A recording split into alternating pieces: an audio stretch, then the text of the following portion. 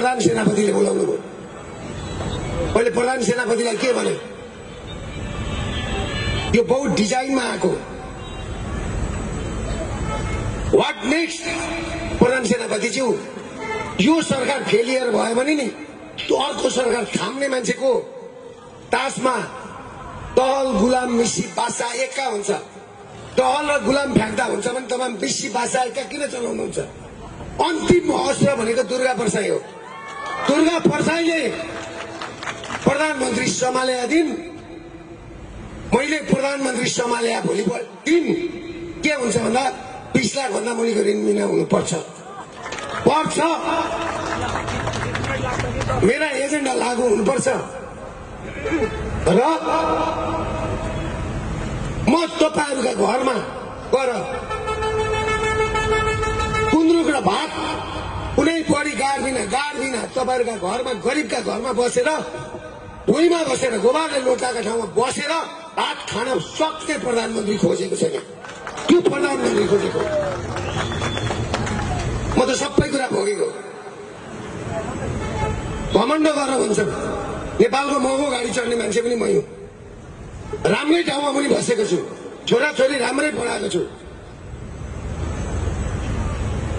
तर म एउटा क्यान्सर सर्भाइभल मान्छे हुँ। मैले माथिको जिन्दगी बरु जोगी हुन्छु, तर यो नागरिकहरूलाई बचाउँछु भनेर लागेको मान्छे हुँ। तपाईहरुले मलाई चान्स दिएर सम्झिनुहोस्। र बिर्तामनमा के भन्छु भने, बिर्तामनका ठुला व्यापारी हुन्, साना व्यापारी हुन्, उद्योगी हुन्। अब पनि तपाईहरुको बुद्धिको बिर्को खुल्दैन भने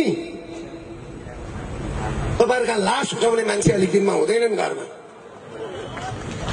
देख्नुभयो होला नि हिजो अस्ति यहाँ हाम्रो ध्रुवशिवा गोटी दाइको हाम्रै हस्पिटलमा 4 दिन ल्याएर लास लागेको छोराछोरीले। एउटा लासले छोराछोरीको पर्खाइमा 10 दिन 15 दिन बस्नुपर्छ। नजिकै छ दशैं। गुलाबको फूल भनेको के हो तपाईहरुले बुझ्नु भएको छ? प्रेमको प्रतीक हो। माया साटिन्छ गुलाबको फूल दिएर। जमरा रातो अक्षता के हो? दशैंको प्रतीक हो। छोराछोरीलाई आफूभन्दा ठुलाले सानालाई टिको लगाएर आशीर्वाद दिन्छ। खोइ त्यो मखमली फूल र सयपत्री फूलको महत्व के हो? दाजु र बहिनीको प्रगाढ सम्बन्ध हो। न आज मखमली फूल र सयपत्री फूल टिपेर माला बनाउने दिदी बहिनी घरमा छन्, न माला लाउने दाजुभाइ घरमा छन्। सबै विदेश पठाएको छ। विदेशबाट पठाएको पैसा पनि फेरि मारवाडीले चलाएको छ। हो कि होइन भन्नुहोस् त? मेरो भनाइ यही त हो नि। लघु वित्त उनीहरूकै, सहकारी उनीहरूकै, फाइनान्स उनीहरूकै, डेभलपमेन्ट बैंक उनीहरूकै, बैंक उनीहरूकै, इन्सुरेन्स उनीहरूकै, रि-इन्सुरेन्स उनीहरूकै, रेटिङ कम्पनी उनीहरूकै, स्टक एक्सचेन्ज उनीहरूकै, गाडीका सोरुम उनीहरूकै, बिस्कुट उनीहरूकै, सटरमा बस्ने चाहिँ गोठाला नेपाली। अनि मैले व्यापार गरेँ भन्छ। व्यापार गरेको ऋण तिरिहाल्थेँ नि। 30% चाहिँ फेरि हाम्रो अहिलेको मेयर बालेनको बालेन के हो अब तपाईहरु बुझ्नुहोस्। बालेन अब मैले यो सबै पक्ष लगाएर अस्ति बालेनको विषयमा बोल्दाखेरि होइन बालेनलाई केही भन्नु हुँदैन भन्छ। के बालेन शिवजी हो कि बालेन पार्वती हो कि भगवान विष्णु हो?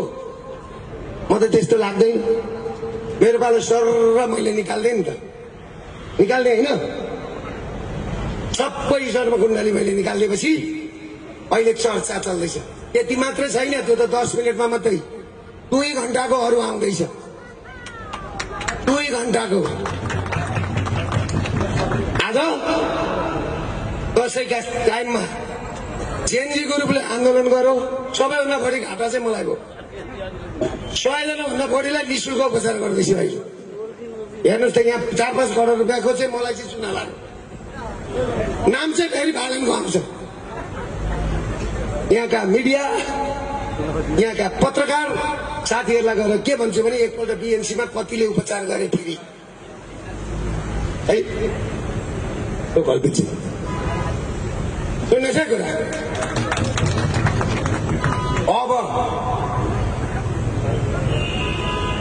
अब तपाईहरुले राम्रो बुझ्नुहोस्।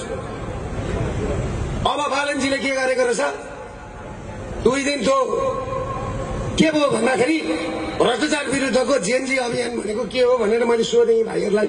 सोद्धाखेरि जेएनजी भनेको 28 वर्षदेखि 28 वर्षदेखि मुनि 13 देखि माथिको भने। त्यसो भए त भ्रष्टाचार विरुद्धको अभियान त हामीले सहयोग गर्नुपर्छ भनेर मैले पोस्ट गरेको त 2 घण्टा पछाडि बालनको के आउँछ स्टार्टर थाहा छ? कुनै पनि राजनीतिक दल बौलाहरू अभियन्ताहरू आउन पाइँदैन भनेर भन्छ। त्यसो भनेपछि नि यो पश्चिमाको मान्छे हो कि होइन रहेछ भाइ भनेर मैले भने।